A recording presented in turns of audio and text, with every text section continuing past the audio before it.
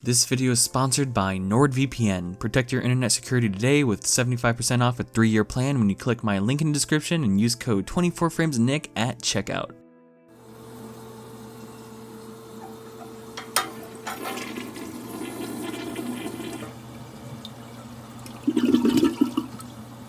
There's a lot of rats in the world. You got Emil from Ratatouille, he's a pretty cool rat. You got Rizzo from, the Muppets, I love that guy. You got Mickey Mouse in rat form who haunts my dreams, and you got the best rat of all, Roddy.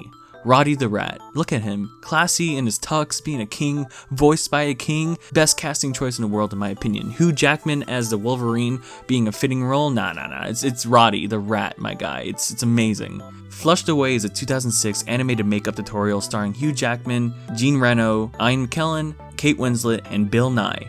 Not that one. This movie dropped in the massive animated animal craze of 2006 that seriously just went insane. It holds the same animation as the classic stop motion films of Chicken Run and Wallace and Gromit, but this time it takes that stop motion look and animates it. Haha, it's a twist. For some reason, everyone keeps requesting me to talk about this movie, and I think I know why. It's because you weirdos want to see some of that deviant art of the Flushed Away characters. I just know it. I'll give you what you want, you sickos. In all seriousness, I enjoy this movie a lot. I enjoy the cheesy soundtrack, the voice acting, the world, and especially the animation. I find the stop motion feel and design of the movie to be so appealing, and the visuals just feel yummy. When this movie dropped in 2006, it flew under the radar. It got generally positive reviews, but it bombed so hard at the box office. But now there seems to be a lot of nostalgia for the movie, and a lot of love for it. I think this came after the fact because of people who played the video game. The game wasn't anything special, but it was enjoyable for a young lad like myself. Like, it really doesn't hold up, but I can see the nostalgia factor in there with those rose-tinted glasses. I can see it. Let's jump into this moist plot, flushed down the drain of nostalgia.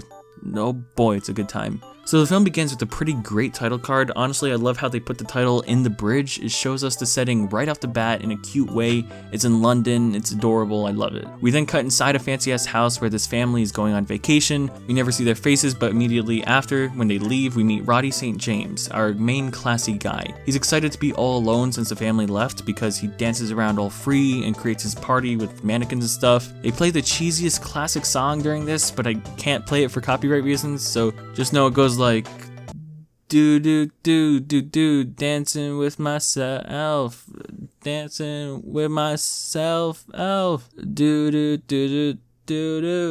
dancing, myself, yeah.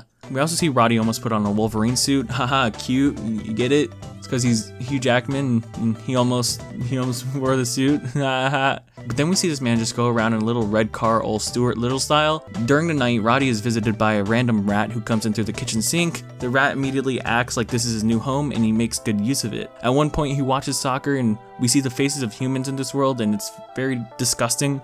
They look really weird. They didn't show the faces of the family for a reason, I thought at first, but boom, we see how weird the humans look in this world. They honestly should have scrapped this tiny aspect. I don't know why it's bugging me so much, but just look at this person.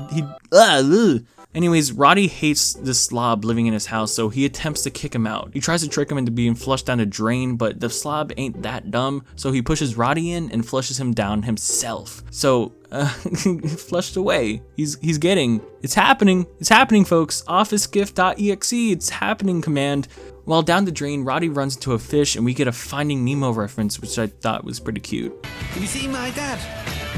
Roddy then reaches a city, and this was my favorite part as a kid, and honestly still is. Seeing the city that the rats built from all this trash they receive is so adorable. How they use porta potties as skyscrapers or cans as boats and cups like actual teacups that you see in Disney. It's adorable. I mean, look at the cop wearing an actual walkie-talkie and how big it is on him. I love it so much. Roddy soon accidentally runs into Rita, which is the main badass rat girl. There's a lot of fan fiction of them together as humans, which really disturbs me. Roddy gets mixed up in the situation that Rita is in, where it turns out that she stole something from the mobsters, a little ruby. She stole a ruby. We then meet this white rat who talks about how he used to get tested on in labs, and that's why he's all pale. I don't know why that was such a chilling conclusion to me, but it really was. They're brought back to the frog's home, and we see how he's a big collector of things. He takes a liking to Roddy until he bumblefucks everything up and breaks all of his stuff. The frog freaks out and puts him in a chilling situation. Get it?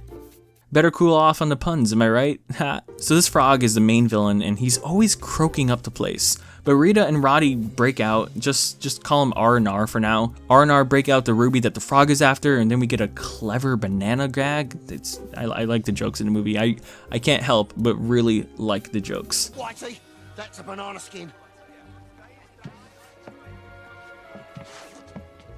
Roddy then breaks the ruby because he knows it's fake, and she's like, "Oh, you meanie." We then find that Rita took a cord from the frog that he like really needs because it's a really special cord, like a mad special cord. But meanwhile, R&R go to Rita's house where we meet her family. And the animation is really impressive for the time this was dropped, considering all the moving parts on screen. Like, it's really impressive that all the different things that everyone is doing, like, at the same time. I love it. Roddy then comes up with a plan to find another ruby because Rita likes rubies. There's so many R's in that sentence. So then there's a big chase sequence where all the rats chase after them, and it's really fun and really creative. We then get a chilling backstory for the frog with creative animation, while he also hires a bunch of hilarious French frogs to get the rats, even though they kind of say some weird stuff that is a little questionable. You're going to pay for that, my little chocolate croissant. They go after the rats and pop into frame in the funniest way possible, and honestly, this could be a meme format. Just look at this.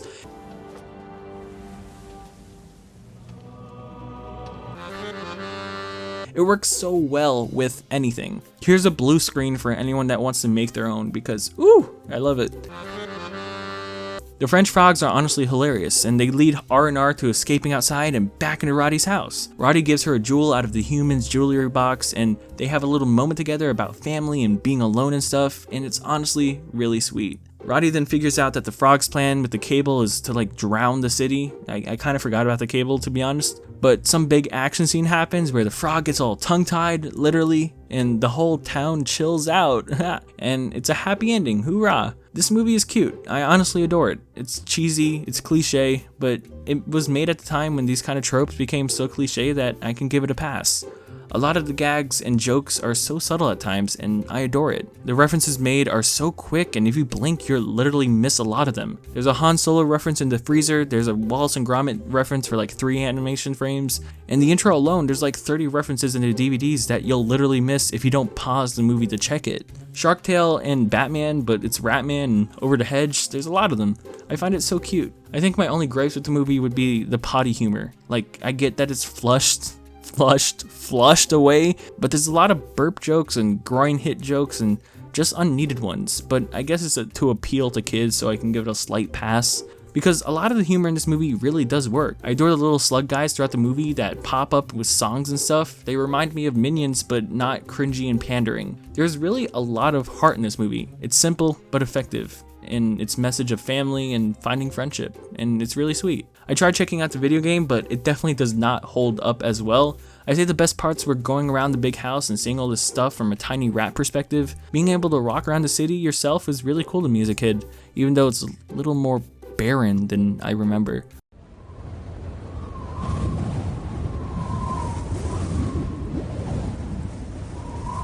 The game also adds like a Brazilian spider villain enemy that's not in the movie, and every time you kill him, they give a weird funny line and Isso é doloroso. Okay, yeah, sure. The worst part of the game was definitely the cutscenes and how they would just play screenshots of the movie. Like, was it really that hard to just add pre-rendered cutscenes instead of awful screenshots? Because oh boy. But at least the movie is really fun and adorable. Roddy is a classy, beautiful man with amazing taste. When the rat man breaks in, I bet he wished he had better security or something. I mean, you can't really protect yourself if you're a rat, but if you're watching, you're probably not a rat, so you can protect yourself with this week's sponsor, NordVPN. If you go to nordvpn.com/24framesofnick, you can protect your internet today with a VPN that uses military-grade encryption to protect your data. Especially now with Article 13 being approved in Europe, a VPN is more useful than ever. You can use the handy dandy app offered on iOS or Android or your computer to select one of the thousands of servers in 61 plus countries that are always being updated. I mean, these French frogs, they'll be suffering from Article 13 soon, but if they had NordVPN, oh no, they'd be all good. Article 13 will soon make it that so most online content will be blocked in Europe. A VPN is the only way to ensure that you can still enjoy the content that you love. So head on over to nordvpn.com/24framesofnick or click my link in the description to get 75% off a 3-year plan and protect your internet security today. Join me next time as I flush not just a rat down my toilet, but all of my sorrows.